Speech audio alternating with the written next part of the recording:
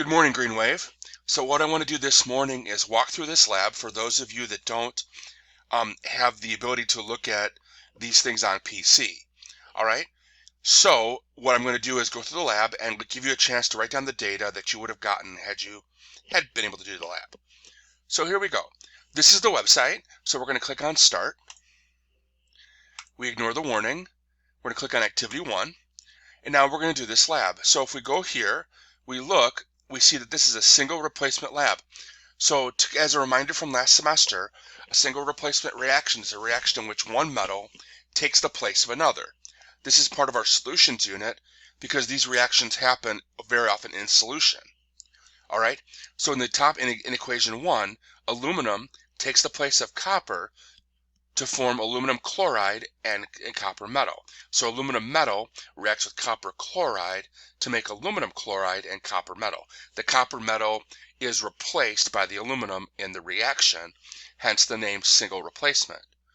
So if we scroll down now to the table, all right, it wants us to fill in the details for the reactions of each metal.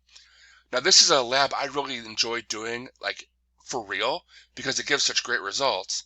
But circumstances being as they are, we can't. So this is the next best thing. So let's click on magnesium. Now we're going to click to place the metals in solution.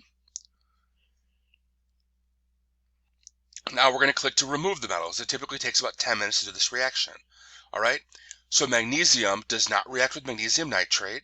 So that's why there's an X there.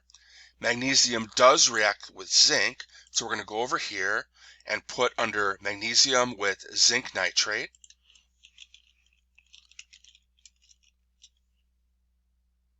Get a black solid.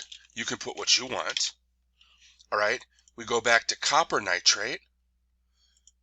Copper nitrate is an orange solid.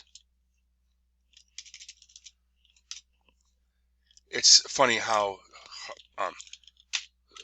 finicky this thing is with the text size. All right, an orange solid, and then silver. Let's jump the gun here.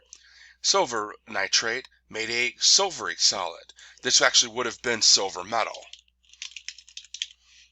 So the way this works is this is zinc metal, this is copper metal, this is silver metal that's actually deposited on the surface of the magnesium in the single replacement reaction. So the magnesium is now inside this copper nitrate solution, or the magnesium ions are inside the zinc nitrate solution. Okay, we've seen the results for magnesium. Now let's do the same thing for copper.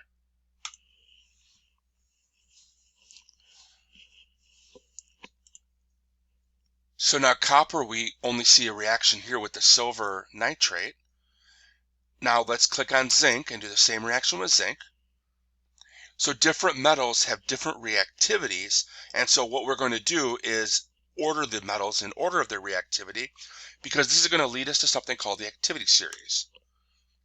All right, so here are our products for zinc, okay, and then finally let's look at silver.